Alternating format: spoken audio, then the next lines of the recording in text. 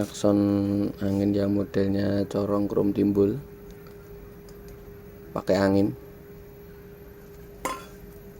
Ini kita aplikasikan pakai modul putus-putus. Kita pakai 12 volt aki 1, bisa untuk 12 dan 24 volt. Ada tulisannya di sini.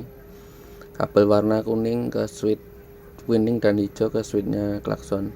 Ini kabelnya switchnya klakson, bolak-balik bisa kuning sama hijau. Yang hitam ke minnya atau masanya, bisa ke body. Yang merah harus ke arus plusnya. Kita pencet tahan jadi putus-putus. Ini ada kecepatan putus-putusnya. Pencet tahan.